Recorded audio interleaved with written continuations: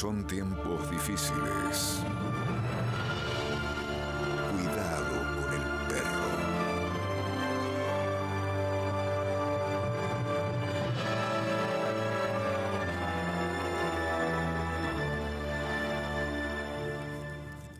Buenas noches, gracias por acompañarnos, por encontrarnos aquí a orillas de la medianoche, siempre en Señal U, en la búsqueda de la palabra, de la gran palabra poética universal, y también con la convicción de conocer a artistas mendocinos que merecen cada día más reconocimiento y más información respecto de la tarea que desarrollan cotidianamente. Esta noche el orgullo del Bobby de recibir a una notable artista plástica de nuestro medio que se llama Laura Ruthman, a quien saludamos ahora. Laura, buenas Hola, noches. Fito. Bienvenida. Muchas gracias por la invitación. ¿Cuánto tiempo con la pintura? Mucho, desde que tengo memoria, porque la verdad que fue lo que me entusiasmó de siempre.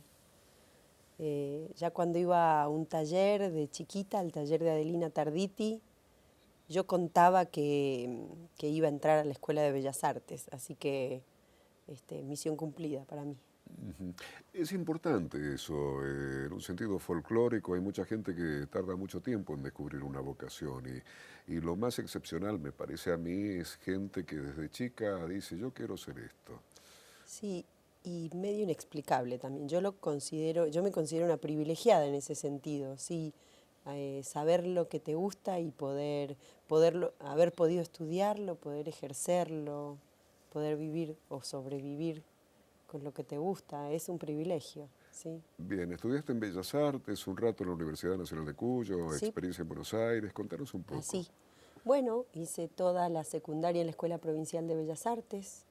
Tuve unos maestros maravillosos, al Antonio Sarelli, a Ángel Gil, al Fausto Kanner, a, bueno, el Loco Barroso. No me crucé con el Alfredo Severino, pero tuve después, porque él rondaba, eran todos sus amigos y todo eso, incluso antes en el taller de Adelina Tarditi también. Es más, creo que él fue el primero que me hizo una crítica como si yo fuera artista. Y siempre lo cuento porque me marcó mucho a mí. No sé, yo debía tener 7, 8, ponele. No creo que mucho más. Y en una de esas muestras de fin de año que se hacían con el taller innato, yo había hecho un excepcional caballo negro relinchando, parecía un afiche de desodorante, digamos, ¿viste? El caballo negro relinchando y atrás un cielo rabioso, pero viste, claro, yo era una nena de 8 años que hacía un caballo, que parecía un caballo, que estaba buenísimo. Entonces era una lluvia de elogios, yo me sentía bárbaro, claro. Pero el único que vino no me lo criticó, no me lo tiró abajo, digamos, pero él me dijo en ese momento que yo podía usar la paleta para que los colores del fondo fueran más ricos y más impredecibles. Y fue la primera vez que alguien me hacía una crítica para más, ¿no? Creo que eso me marcó también después, cuando en la facultad en un momento yo decidí que necesitaba otro tipo de guía, alguna, digamos, oposición que que me alentase a buscar otras cosas. Yo me considero una mina confrontativa, con lo cual de cada pelea surge lo mejor. Y bueno, ¿buscaste y encontraste eso? Encontré en Buenos Aires, tuve la fortuna de conocer a Carlos Gorriarena, hoy ya fallecido, pero un pintor en las antípodas de mi trabajo. Nosotros nos peleábamos nosotros nos peleábamos. Él, su convicción es que la pintura es color y forma, y yo trabajo mucho con la luz y la sombra. Y entonces eran muy interesantes las charlas y todo. Y lo conocí gracias a que fortuitamente soy la bisnieta de Manuel Gleiser, un famoso editor de libros, y aunque yo no lo conocí y él sabía que no conocía a Manuel Gleiser, él me recibió en su taller como si fuera, bueno, su propia nieta, ¿no? Me hizo un par de recomendaciones para una beca del Fondo Nacional de las Artes, que no gané nunca, pero él me las hizo muy generosamente. Fue una experiencia maravillosa de 2 años. Bien, muy ignorantemente, color, forma, luz, sombra, ¿qué concepto tenés de la pintura finalmente? Yo creo que la pintura, el arte en general es lo inevitable, lo ineludible. Y entonces cada uno tiene su manera de abordar eso, ¿no? Claro, en el caso de él, y él tenía toda una teoría y un bagaje, color y forma y nada más. Para mí la luz y la sombra van acentuando otras cosas.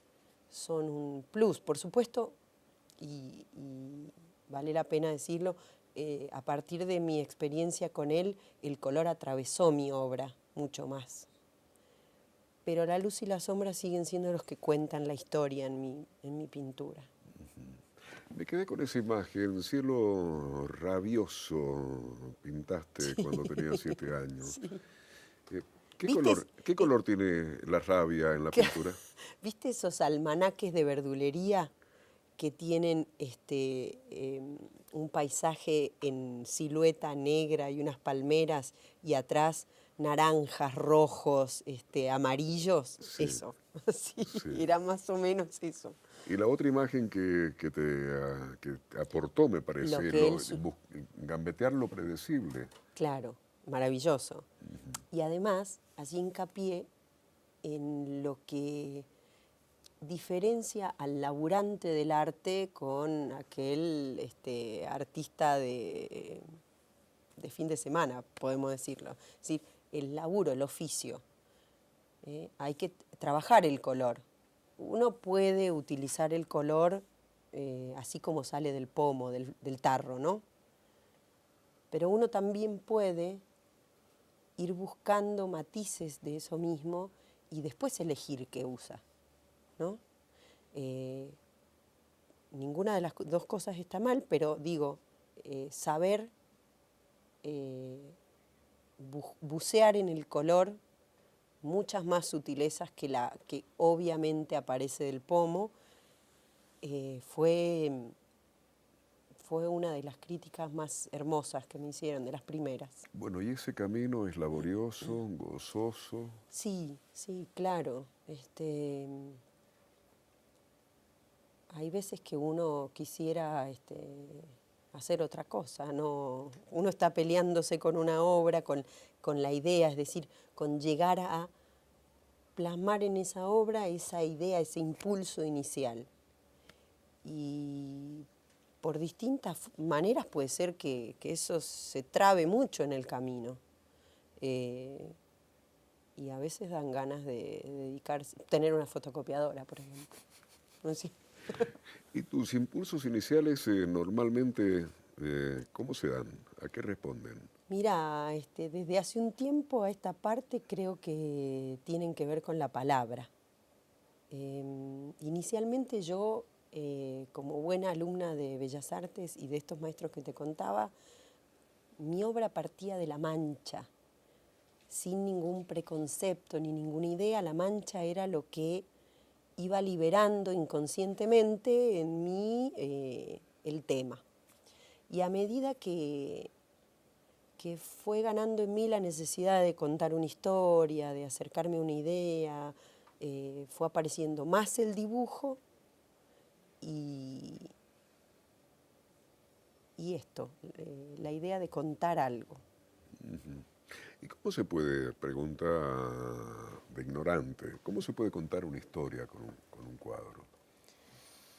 Bueno, se puede esbozar una idea y dejar el final abierto como para que el otro sea el que se haga todo el bocho, digamos.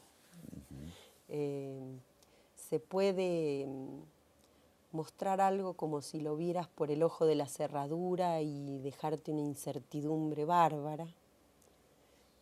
O a veces se puede incluso, y yo lo uso mucho, desde el título de la obra. ¿Qué título, por ejemplo, en tu obra? Y, por ejemplo,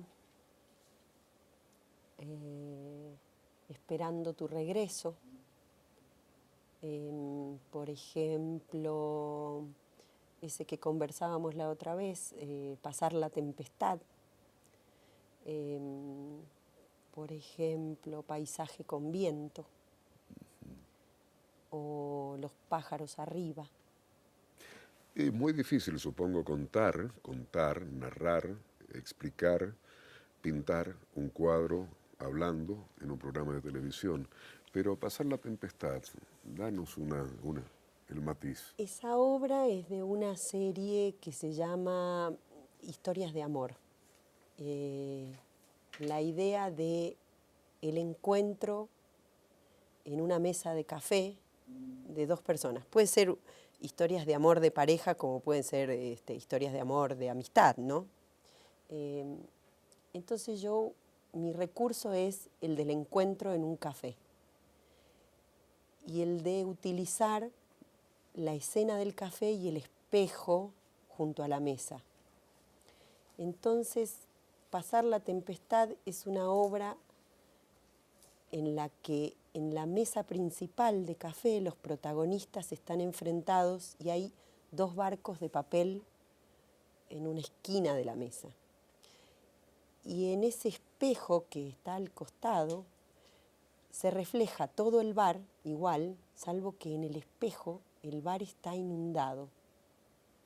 Entonces, bueno, está esta idea de pasar la tempestad, la idea de que está pasando algo, estamos bajo el agua, digamos, nos tapa el agua, pero están los barquitos de papel, que no será mucho, pero uno se puede aferrar a eso para pasar la tempestad. Aferrar a eso, mira el nivel de asociaciones que tiene la mente humana.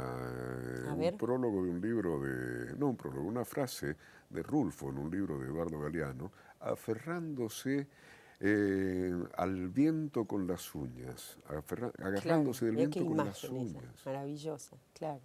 Sí, esto podría ser una historia trágica o una historia esperanzadora, depende quién lea el cuento o quién mire la obra, ¿no? Siempre dejas un margen para que el espectador de tu expresión cierre. Yo pretendo que sí. De hecho, por eso no incorporo la figura humana a la obra, salvo por ahí con alguna sombra que aparezca, ¿no?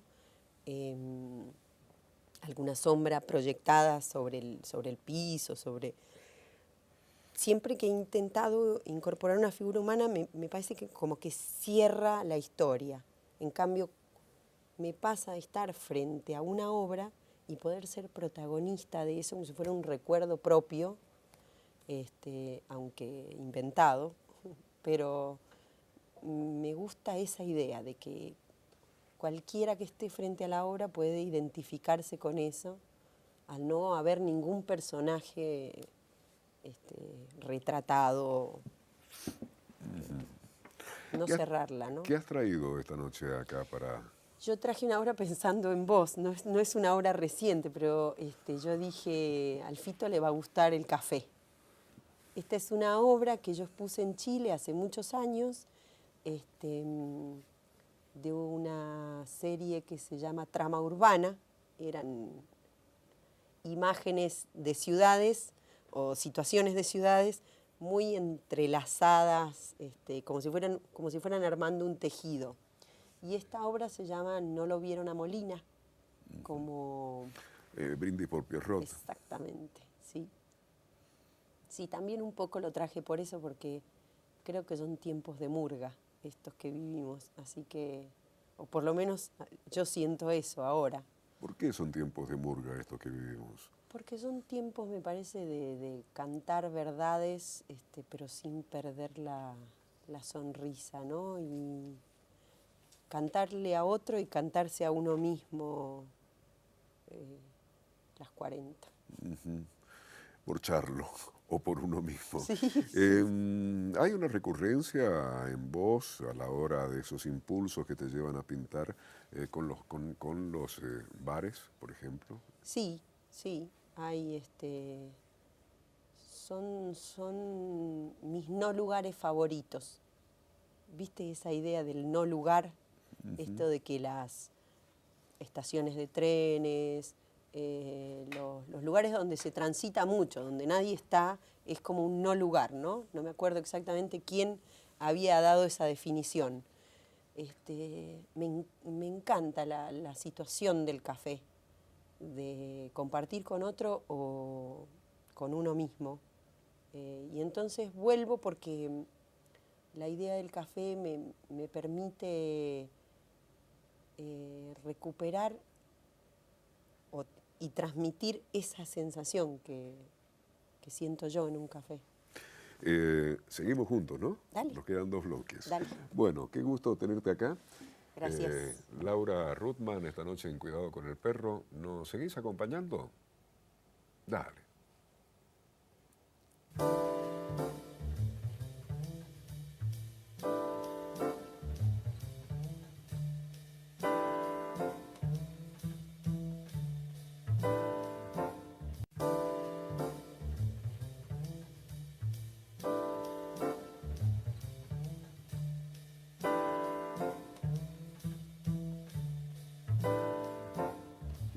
Bueno, la continuidad con Furcio y todo, nuestro Cuidado con el Perro.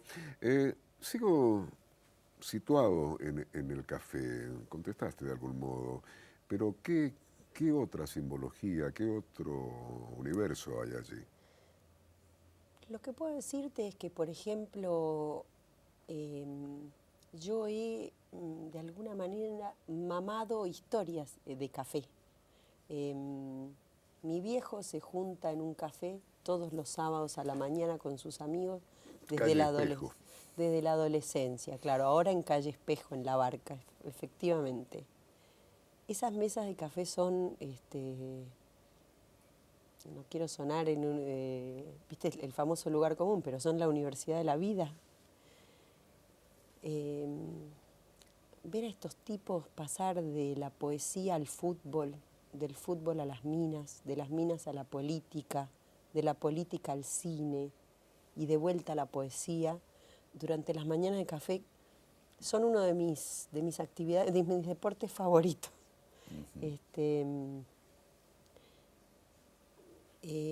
La cuestión de la cofradía de los amigos del café, ¿no? Esa posibilidad de estar con otro, de discutir, de contar secretos, de cargarse entre sí. Hay como una mecánica del café que me parece maravillosa. Ayúdame un poco. A ver. Temo rozar el panfleto y el maniqueísmo, A ver. pero ¿no se ha perdido un poco eso? ¿No tenía más encanto el café, los cafés, hace 20 años atrás? Digo, Es el posible. celular es un enemigo del Sí, café. es posible. De hecho, yo te cuento que voy al café donde va mi viejo, que cumple 70 ahora, con sus amigos, que bueno, habrá algún pibe de 50, pero en general son tipos grandes. Sí, es una cuestión que no es lo más común ahora. Sí, Sí, esa imagen de ir a charlar con alguien, sí, sí. más o menos con una atmósfera íntima, tiremos esa convención, Sí, sí, o sí. ir a estar solo, relajarse. Sí. Ahora de pronto vos estás ahí con ese estado, con esa búsqueda, y a 3 mesas allá, sí, mandame 4 docenas de zapallos y le sumale 3 de melones. Sí, sí, o ahí los dos que están enfrentados, pero con el celular en la mano, ¿no? Escribiendo cada uno a otro, no entre ellos, ¿no? Claro. Sí, hay eso también. Un día en la que nos vamos, pero no sé si nos vamos tanto. En la calle Pedro Molina, habían 2 personas y no habían celulares ahí, pero hablaban tan alto. Estuve ahí de levantarme, iba a quedar como loco yo, Claro. de levantarme e ir, pueden hablar más bajo, acá hay otra gente. O sea, Bueno, suena muy esquemático. pero fíjate que incluso hasta eso es una anécdota que podría ser pintada, ¿no? Ellos en su propia burbuja sin tener en cuenta si jodían a alguien, ¿no? Sí. Claro. Sí, eso se da en el café. A ver, lo que se da en el café y no se da en la cola del banco, ¿no? Lo que se da en el café y no se da frente a la tele. digo, o sea, es propicio para el encuentro. Laura, en términos más convencionales, ¿sos de exponer Sí, recurrentemente, sistemáticamente, me gusta espontáneamente? exponer, me gusta mucho exponer y además es un recurso indispensable para mostrar y poder vender la obra también. Em, no me gusta en general exponer obra que no sea nueva, entonces por eso tampoco expongo tanto como me gustaría, porque hay que producir primero. Eh, pero sí, me gusta mucho exponer. ¿Y tenés un método o seguís tus instintos? Todos los días pregunto, Mi pintás. trabajo, y sí, mi trabajo es un trabajo de todos los días, es un trabajo diario porque si me dejas, el ocio me gana. Sí. Entonces impongo mi trabajo de mañana y de tarde. Eh, Sí, un poco acomodado a los horarios de los chicos en edad escolar, ¿no? Pero claro. sí, trabajo de taller, en la mañana y en la tarde. Sí, me acuerdo de Picasso, creo en la inspiración, pero que me agarre trabajando. Sí, sí, sí, eso es ley, ¿eh? Es ley, Ujú. sí. Y además porque es el ejercicio del oficio, de ir domando la mano permanentemente para que haga lo que la cabeza sueña. Si no, es imposible. ¿Y qué sueña que tu cabeza en general? Mi ¿Qué cabeza, temas, mi qué cabeza sueña obsesiones? palabras. Ahí está. Mi cabeza sueña palabras. Un ratito antes de empezar el programa dijiste algo maravilloso, que pintás porque no, ¿qué? Porque no soy buena escribiendo, no puedo escribir. Me encantaría, digo, puedo escribir una carta, esto, lo otro, sí, puedo usar mi ironía, pero no puedo cerrar una historia, contar una historia escribiendo. Este, que es algo, por ejemplo, que le admiro profundamente a mi hermano, que tiene una facilidad, bueno, es su habilidad, ¿no? Y a tantos otros. Y temáticamente, ¿cuáles son las cuerdas que te nacen expresivamente Bueno, siempre? me, la poesía y la poesía cantada es algo que me acompaña mucho y me va tirando las puntas que hacen falta para que la imaginación se despierte. Eh, y también, bueno, me gusta leer.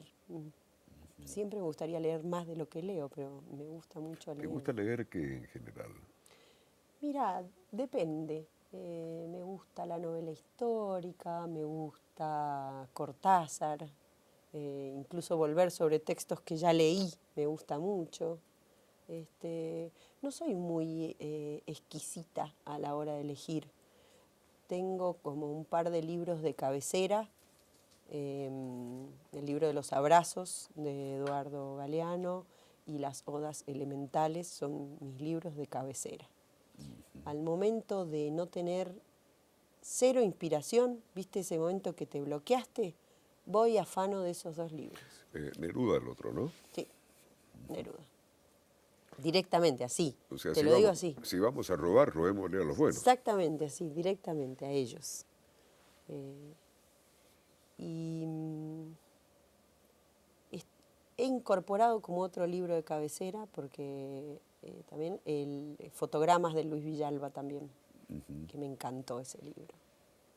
Ese libro Con con esa capacidad de textos síntesis, así. un poema en Sí, 4 líneas. sí, exactamente, sí, así es. Y después la poesía con música, es decir, los poetas populares, bueno, desde Silvio Rodríguez hasta Tabaré Cardoso, eh, me gusta mucho, me gusta descubrirme en la palabra del otro. Esa identificación me, me maravilla, sí. Sí, es un juego es lenguaje el que necesita uno, pero cuando el otro te expresa. Eso, sentirme expresada, exactamente, así, sí. O sea, el viejo truco. Ay, si yo hubiera tenido talento para ser poeta, hubiera escrito esto. Claro, sí, me hubiera encantado. Pero bueno, Me gusta también la libertad que ofrece la palabra, esta cosa ambigua, ¿no? Que para unos puede significar una cosa y para otros otra. Eso creo que favorece la utilización pictórica de la palabra. ¿Qué te produce, muy elemental lo que te pregunto, pero muy físico Sí. y humano, qué te produce pintar orgánicamente? Bueno, hay dos situaciones totalmente diferentes. La de la obra pequeña, que implica ir sobre los detalles y acariciar la obra cuidadosamente, y la otra, la de estar frente a una obra grande, que es casi como bailar, ¿no? Frente a la obra. Y ese juego de alejarse y volver para seguir, ¿no? Para verlo bien. Hay una cosa de baile ahí. Se me acaba de ocurrir, quizás sea muy torpe, no tiene el artista plástico la posibilidad técnica de corregir, como quien escribe, Sí, de- claro. ¿puede? Sí, claro. ¿Cómo? ¿Se borra? Te pregunto muy Se tontamente. borra, se tapa, Ajá. ¿sí? Se empieza de nuevo. Sí, sí, sí. Uno va como peleando con la obra, vas con uno mismo, ¿no? Que Sí, es la obra, y a veces gana uno y a veces gana la obra. Y hay que tapar todo y volver a empezar, está ¿no? bueno eso, sí, A sí, sí. veces sí, sí. ¿Cuál es tu visión de la actividad plástica mendocina? Yo creo que es maravillosa. Eh, y así de maravillosa también es escasa la posibilidad de exhibir, de comercializar, de difundir. Hay como una cosa contradictoria. Hay cientos de artistas talentosísimos. eh, Hay una galería y hay un montón de espacios de exposición asociados al vino y al placer de la vitivinicultura, y después no hay una, desde, no hay, y no desde ahora, desde hace años, eh, desde el Estado, algo que nuclee, que sirva para mostrar afuera. Eh, hay, es un, es un pantano muy atractivo, el de la cultura de acá de Mendoza. Un pantano muy atractivo, era Claro, la sí, imagen. Ujú. ¿no? Hay que remar en dulce de leche, que es riquísimo, pero, Pero, pero cuesta un pero poco. cansa, claro. Sí, sí, Desalienta en algún momento. sí. Hasta el año pasado, las redes sociales dieron la posibilidad que te comentaba de mostrar, comercializar la obra a través del Facebook. Muchos artistas ofrecíamos nuestras obras le llamamos arte accesible, ¿no? Eh, Simplemente porque estaba hecho en papel y nos imponíamos un tiempo limitado para realizarlo. Eh, y eso funcionaba maravillosamente porque, bueno, daba la posibilidad de que gente que no tenía contacto con los artistas, viste que el Facebook, las redes sociales son para todos, ¿no? Entonces, el contacto se hacía muy fluido, era muy fácil, nos obligaba a nosotros que diariamente ofrecíamos alguna obra a ser muy creativos, es decir, todos los días había que hacer algo nuevo, interesante y que tuviera la propia impronta. eh, pero bueno, también ese círculo se fue cerrando porque eso estaba muy destinado a la clase media, media baja, arte accesible, y eso empieza a dejar de existir, entonces tampoco se puede, no se, no se puede ofrecer más accesible de lo que era y el otro no puede comprar. Claro, y ahí sin querer, bueno, volvemos al público. Vos pegaste un salto con Sí, este asunto de las redes sociales. pero esquemáticamente el teatro tiene su público y la viene Exacto. remando y aparentemente tiene más público. Los músicos tienen su público y bueno, bla, bla, bla. ¿Los artistas plásticos tienen menos público? Pregunto con picardía. No, no tienen menos público. Em, la posibilidad de exponer en estos espacios que no son el espacio contemporáneo de arte, una galería determinada, ha dado también la posibilidad a gente que no se acercaba al arte de encontrárselo y en situaciones de placer. Es decir, no es lo mismo exponer en un banco, otra vez volvemos con los bancos pobres, Sí. que exponer en un lugar a donde vos vas a tomar vino, por ejemplo. Hay como una predisposición al goce, al placer, y por eso funcionan tan bien estos espacios, funcionan, digo, están tan bien preparados y reciben tan bien el arte, las bodegas, y, y entonces eso también acorta las distancias entre la gente que no se acercaba a una galería o porque no estaba dentro del circuito, tiene contacto con el arte de Mendoza. Bueno, te quedas para el último bloque. Pero por supuesto. Pero si has venido, Tere. Sí. Ya volvemos.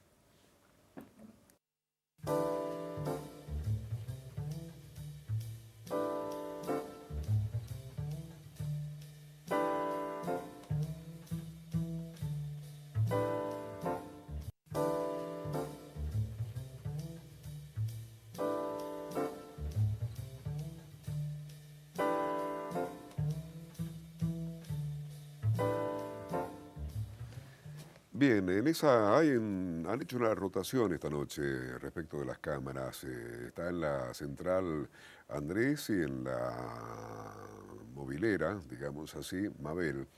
Hace unos días se festejó el Día del Camarógrafo, no lo dijimos oficialmente, pero aprovechamos este momento para mandarle un gran abrazo a Andrés, a Mabel, que anda por aquí escondidita detrás de la escenografía.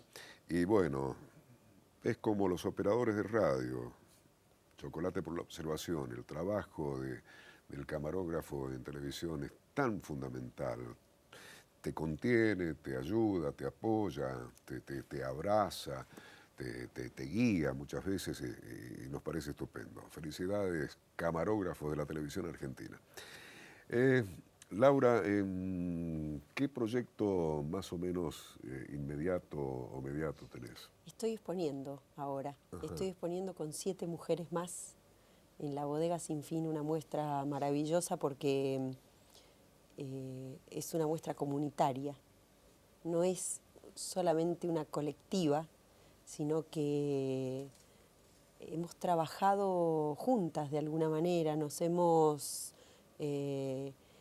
ido acompañando en el proceso creativo y eso, bueno, a mí y a las otras colegas nos ha entusiasmado muchísimo. Además se nos ocurrió intervenir cada una caja de la bodega, con lo cual hubo un trabajo extra, una frutilla del postre, y la verdad que muy lindo, muy lindo. ¿Qué bodega? ¿Dónde? ¿A qué hora se puede ir? La Bodega Sin Fin está entrando a Rodeo del Medio, sobre la ruta 50. Se puede ir de 9 a 5 de la tarde, de lunes a viernes, y los sábados a la mañana también tienen visita guiada. ¿Sí? Muy linda. Te nombro a quienes están exponiendo conmigo. Sí, dale. Paula Dreidemí, pintora fantástica. Sandra Barroso, una artista plástica multifacética, porque ella hace collage, pintura, arte textil. Hermosa su trabajo. Gabriela Romero, que es ceramista, pintora, joyera, también otra mujer orquesta. La genial Vivian Magis, nuestra ceramista de cabecera de la provincia. María Palero, escultora, también ha llevado joyas que ha hecho ella de diseño. Ana Paula Soto, que es pintora y grabadora, excelente. Y desde San Rafael nos trajimos las pinturas, y a ella, de Montse Bassols. En esta línea, nombraste a Ángel Gil, a Sarelli. ¿Qué referentes, qué pintores, qué artistas plásticos mendocinos te conmueven más, te pegan más en el medio de la sensibilidad? Y los colegas contemporáneos me copan. Lo que hace el Guille Rigatieri con sus esculturas en metal, lo que hace Leandro Pintos, que viene a ser además mi pareja, con la madera, ya sea sus esculturas o sus dibujos sobre madera. Lo que hace la Paula Dreidemí me gusta mucho, me conmueve, me interpela. El Fernando Rosas, tanto sus pinturas como sus esculturas. Seguramente me voy a quedar con esos, con lo que hace el Gabriel Fernández en sus dibujos y en sus ilustraciones. En general los que están alrededor, el Andrés Cassiani, gente que uno sigue, pero que además puede charlar con ellos y puede conversar de la propia obra. Sí.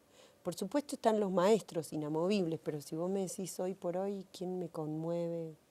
Son los colegas, los más cercanos. ¿Y los maestros inamovibles, a quiénes nombrarías? Bueno, sin duda al Antonio Sarelli, a la Adelina Tarditi, y a mi pintor favorito, el Ángel Gil, mi pintor favorito. Sí. ¿Por qué es tu pintor favorito? Es una cuestión de... me conmueve su trabajo, su manera de utilizar el negro, por ejemplo, en la tela. Me produce una admiración. Yo quisiera hacer como él. Me encanta su actitud frente a la obra también. Y claro, no lo puedo despegar de mi historia como alumna de él, asociarlo. En general, yo no sé si les pasa a todos, a mí me pasa, me copa la obra, si vos me decís de Klimt, de Van Gogh, por supuesto, todo eso. Pero la obra que me copa es cuando conozco al artista, cuando termino de completar el círculo, cuando me cae la ficha de por qué, ¿no? ¿Por qué hace lo que hace? ¿Por qué tiene el gesto que tiene cuando pinta? Se me termina de completar, ahí es donde... Pero qué interesante, ahora entiendo mejor todo lo que decías recién. No podés tener una charla, tomar un café con Van Gogh, No, lamentablemente. no. Debe ser por eso, claro. Lo humano me termina de completar lo artístico, no puedo separar. ¿Y nostalgia hay en tu impronta? Hay una cosa nostalgiosa, pero no triste. No es que yo evoco, por ejemplo, un bar en el que estuve con un amigo que ya no está. Es más el recuerdo inventado de alguna historia posible, ¿no? El recuerdo imposible de haber muerto peleando en una esquina del suburbio, dice Sí. Borges en el tango. Y eso que me contabas antes de empezar el programa, de patios, que remite también a algo nostalgioso, y de la mirada del pájaro, la mirada del volantín, del barrilete, Sí. del papalote cubano.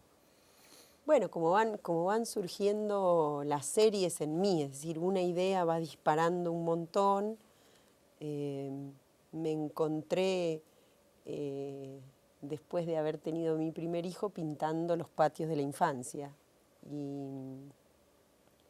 Y así estuve un par de años más, hasta que embarazada de mi segundo hijo, no podía trabajar porque estaba muy descompuesta todo el tiempo.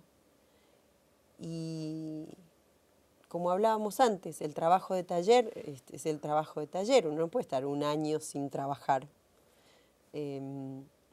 Entonces se me ocurrió, no sé por qué, hacer foco en las baldosas de esos patios, porque implicaban un trabajo, una secuencia en la que yo no tenía que pensar demasiado, apenas primero en el diseño, y después era repetir. Entonces uno podía parar, descomponerse, reponerse y seguir, retomar donde había dejado. No implicaba ese fervor creativo Claro. que viste que no podés parar porque la idea se te va. Era una cuestión sistemática. Y en un momento me encontré con, no sé, 10, 12 obras, solo eran baldosas, vistas desde arriba, baldosas, de frente. Entonces había que empezar a jugar con algo sobre las baldosas.